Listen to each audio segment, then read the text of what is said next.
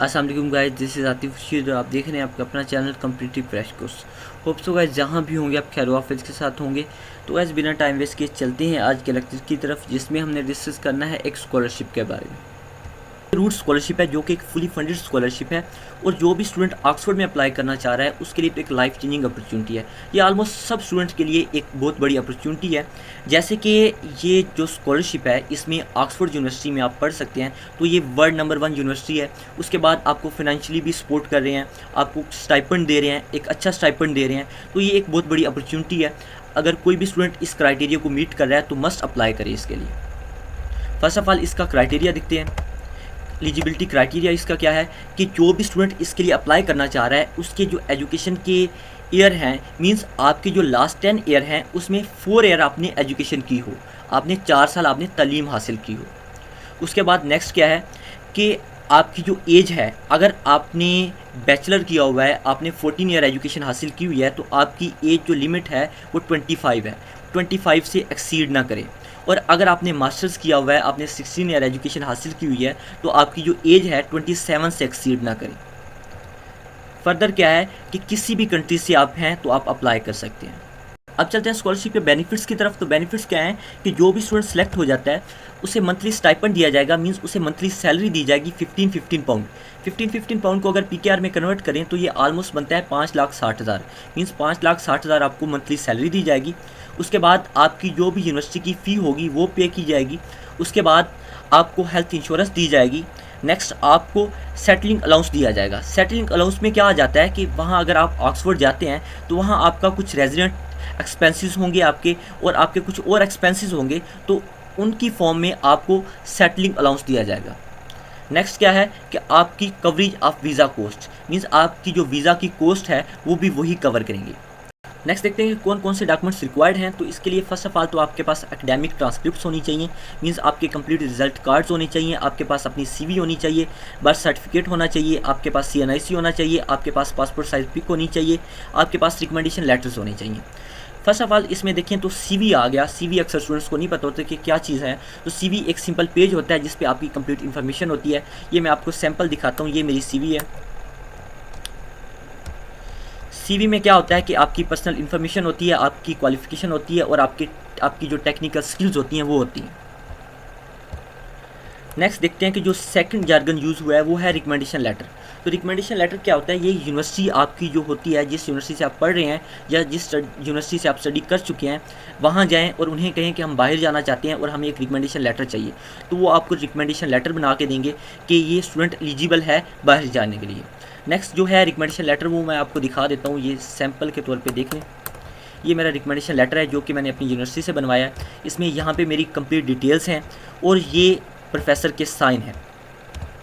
Next क्या है कि इस स्कॉलरशिप के लिए आपको रिक्वायर्ड नहीं है कि आपके पास हार्ड में ये हो, तो आप ये सॉफ्ट में भी बनवा सकते हैं। तो उसका जो ट्रिक है वो भी मैं आपको बताता हूँ नेक्स्ट इस वीडियो में। फ़िलहाल चलते हैं आगे, फर्दर देखते हैं कि और कौन सी रिक्वायरमेंट्स हैं। ये स्कॉलरशिप की कंप्लीट डिटेल्स थी। फर्दर हम देखते हैं कि कैसे हमने ऑनलाइन अप्लाई करना है। तो अप्लाई करने के लिए ये आपको मैं लिंक प्रोवाइड कर दूंगा कमेंट सेक्शन में भी और डिस्क्रिप्शन सेक्शन में भी। तो आपने क्या करना है, सिंपली इस लिंक को कॉपी कर लेना है और कॉपी करके आपने चले जाना है किसी भी ब्राउज़र में।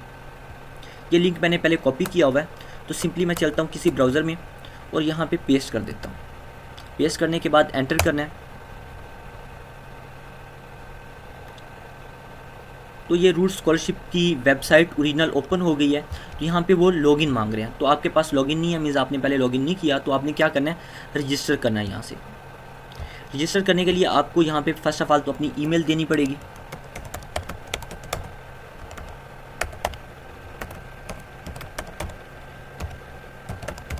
यहाँ पे आपको न्यू पासवर्ड रखना पड़ेगा।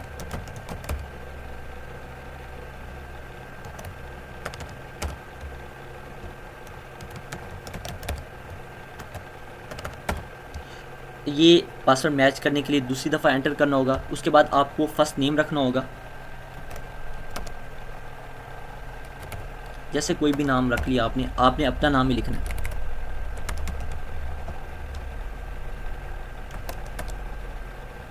उसके बाद आपको जो कंट्री कोड और फ़ोन नंबर है वो एंटर करना होगा। वो चीज़ें ऑप्शनल है, वो लिखें ना लिखें तो कोई मसला नहीं। उसके बाद आपने यहाँ पे क्लिक कर देना है रजिस्टर पे।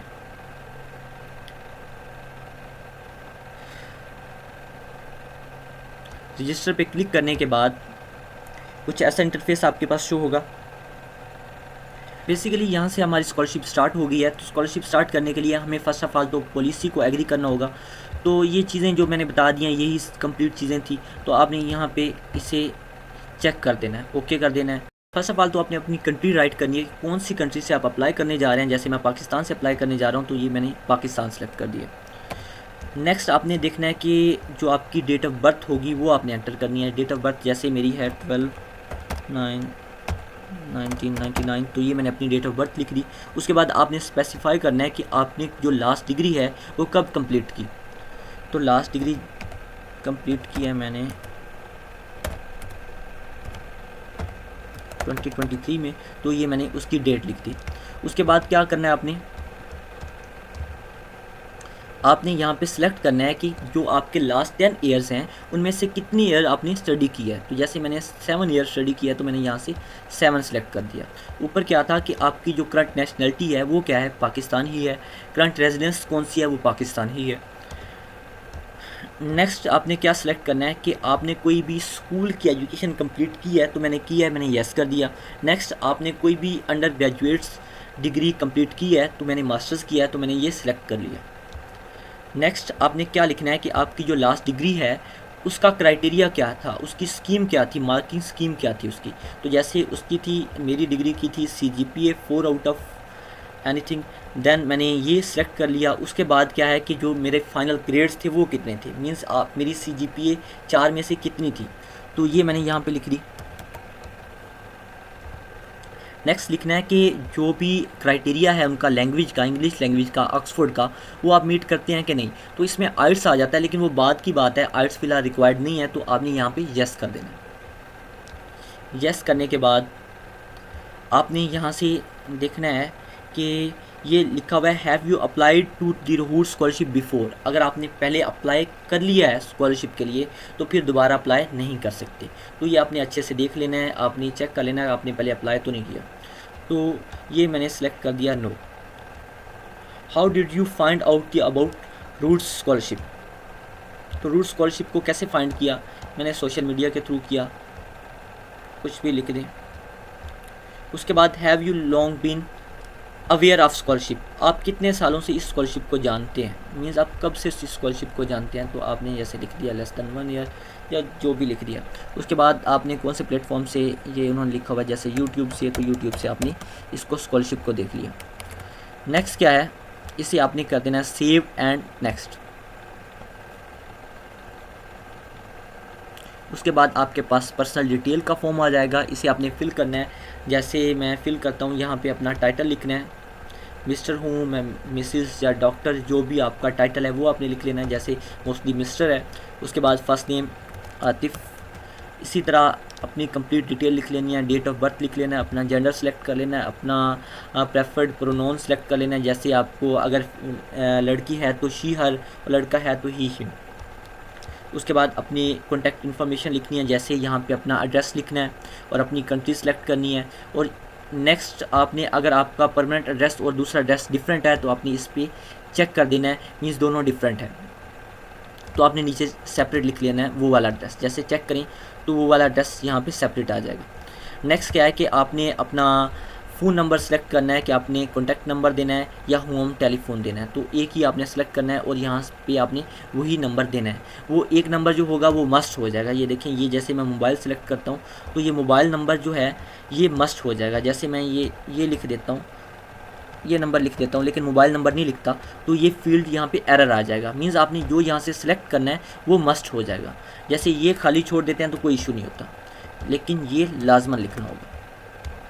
उसके बाद आपने अपने सोशल मीडिया अकाउंट्स की डिटेल्स एंटर करनी है। जैसे आ गया आपका जीमेल, तो जीमेल आपने अपनी पहले एंटर कर दिया है। उसके बाद बाकी जो अकाउंट्स हैं वो अगर आप ना भी एंटर करें तो कोई इशू नहीं है, अगर कर दें तो वेल एंड गुड, अगर ना करें तो कोई इशू नहीं।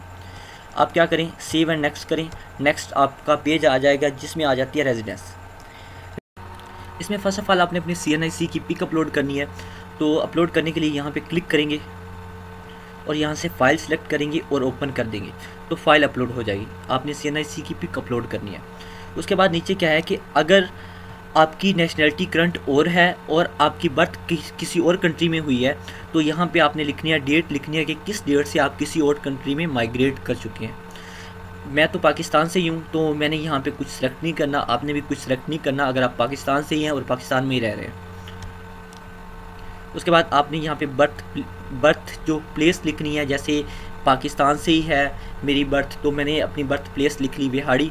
अपना सिटी यहाँ पे अपना जैसे कोई स्टेट लिख सकते हैं, जैसे पंजाब लिख सकते हैं, और अपनी कंट्री सेलेक्ट कर लेनी है पाकिस्तान ही। नेक्स्ट क्या है कि अगर आपकी रेजिडेंस डबल रेजिडेंस हो तो वो दूसरा कंट्री यहाँ पे लिखते हैं, तो मेरी रेजिडेंस एक ही है तो मैंने एक ही सिलेक्ट कर दिया। यहाँ से नेक्स्ट कर देना है, सेव एंड नेक्स्ट।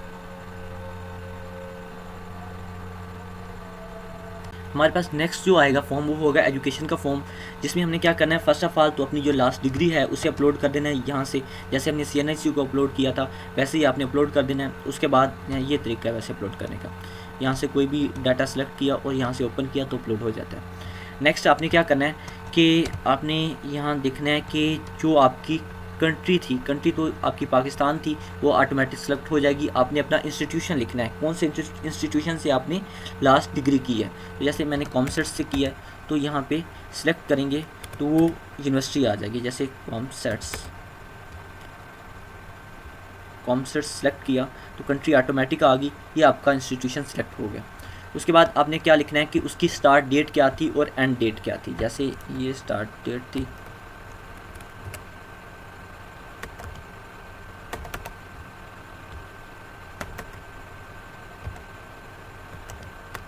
ये एंड डेट थी, ठीक है। तो एंड डेट स्टार्ट डेट आपने लिख देनी है, और डिग्री आपने कौन सी अटेन की, कौन सी डिग्री आपने हासिल की। तो जैसे आपने ये देखी होगी लिस्ट, यहाँ से आप कोई भी डिग्री सिलेक्ट कर लें जो आपकी डिग्री होगी। अगर यहाँ पे ना लाइक करे तो आपने क्या करना है, अदर लिख देना है। अदर लिख के आपने नीचे स्पेसिफाई कर देना है कि आपकी डिग्री कौन सी है।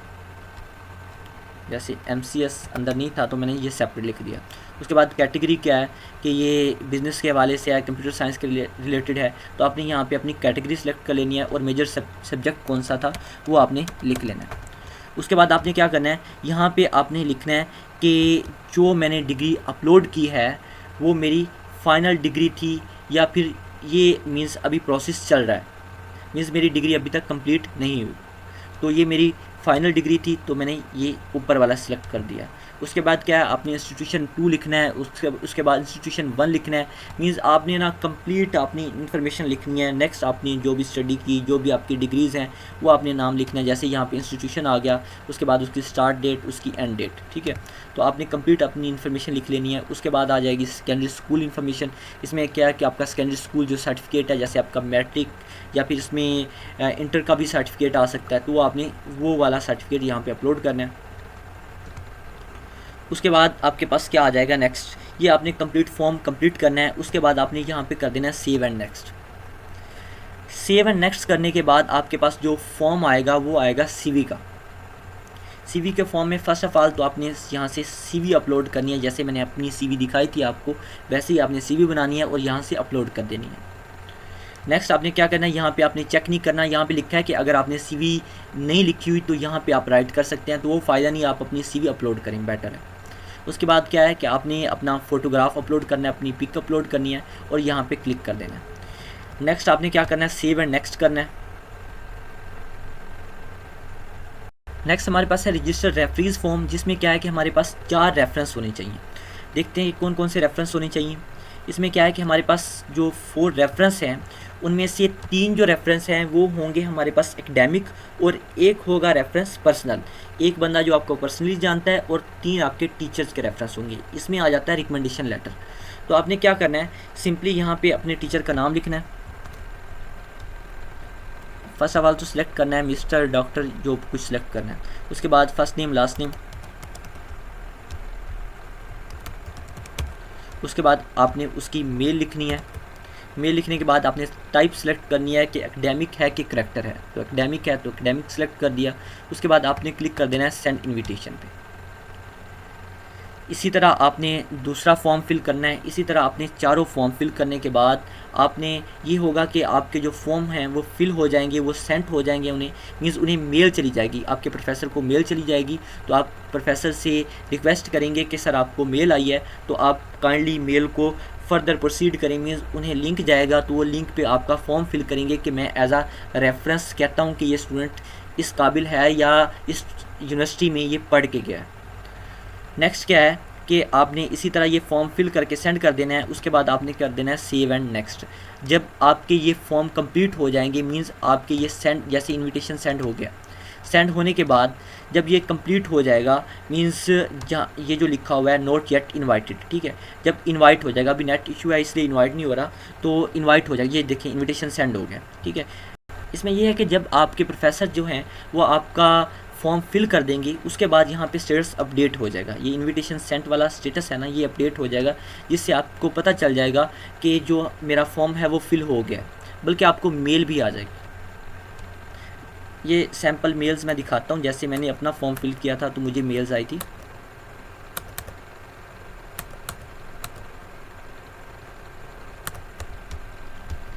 ये मेल्स हैं, रिकमेंडेशन सक्सेसफुली सबमिटेड, कि इस बंदे ने आपकी रिकमेंडेशन सबमिट कर दी है। इसी तरह मैंने जब फॉर्म कंप्लीट किया तो एंड पे मुझे ये मैसेज मिला है कि आपने एप्लीकेशन सबमिट कर दिया है। नेक्स्ट आपने इसी तरह चारों जो फॉर्म हैं वो फिल कर लेने हैं। फिल करने के बाद आपने यहाँ से कर देना है नेक्स्ट।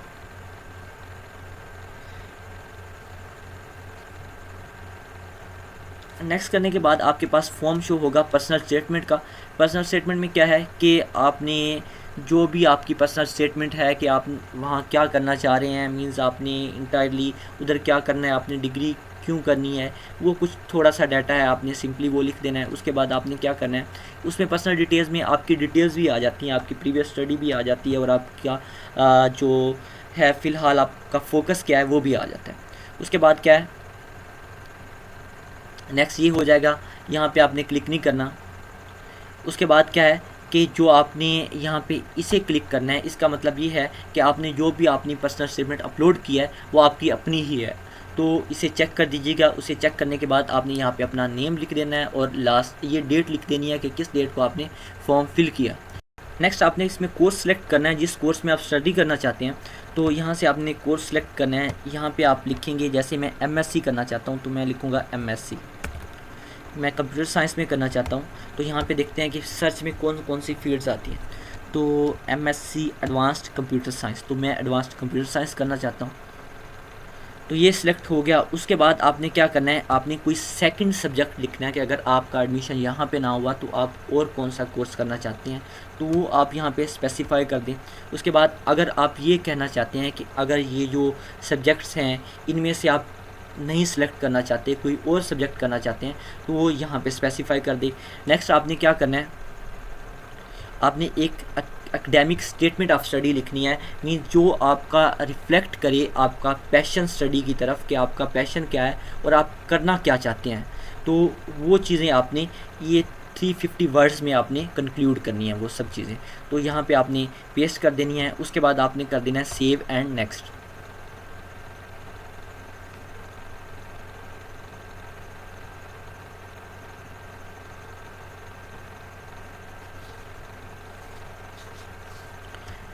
नेक्स्ट हमारा आ जाएगा इक्विटी का आ जाएगा पेज, जिसमें क्या होगा, कुछ क्वेश्चंस होंगे कि आपने जो स्टडी की है वो गार्डियन ने करवाई है या किसी और ने करवाया है। तो आप अगर किसी आंसर का मतलब कोई भी क्वेश्चन है उसका आंसर नहीं करना चाहते तो आप क्या कर दें, प्रेफर नॉट टू आंसर। तो इन्हें ये जो क्वेश्चन हैं इन्हें आंसर करना ज़रूरी भी नहीं है, अगर आप ना भी करें तो कोई फ़र्क नहीं पड़ता, ज़रा सा भी फ़र्क नहीं पड़ता। तो आप चाहे सब का कर दें prefer not to answer. Next क्या करना है, आपने प्रेफर नॉट टू आंसर तो आपने सेलेक्ट कर लिया। उसके बाद आपने यही चीज़ें हैं, अगर इन्हें भी सिंपल आपने यही कर दिया प्रेफर नॉट टू आंसर तो कोई भी इशू नहीं है। आपने क्या कर देना है, नेक्स्ट कर देना है। नेक्स्ट करने के बाद आपके पास जो लास्ट फॉर्म शो होगा वो होगा आपकी कंफर्मेशन का। वो कहता है कि अगर आपने कोई अदर नोट लिखना है कि जो इस एप्लीकेशन में नहीं था, इस प्रोसेस पे नहीं था, कुछ ऐसी चीज़ें लिखनी है अपने बारे में, तो वो यहाँ पे लिख सकते हैं।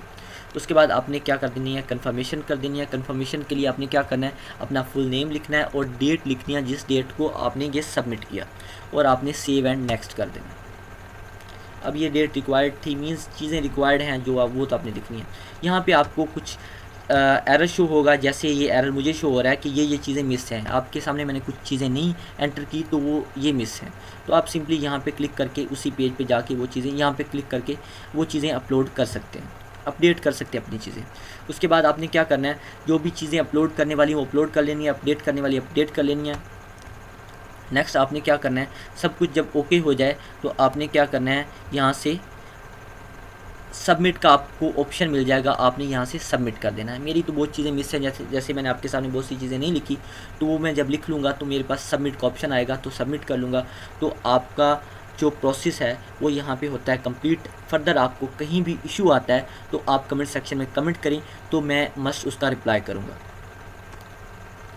मज़ीद इस तरह की वीडियोस को देखने के लिए चैनल को लाइक करें, सब्सक्राइब करें और बेल आइकन को प्रेस कर दें ताकि आने वाली वीडियोस का नोटिफिकेशन आप तक पहुंच सके। मिलते हैं नेक्स्ट वीडियो में, तब तक अपना ख्याल रखिएगा। अल्लाह हाफिज़।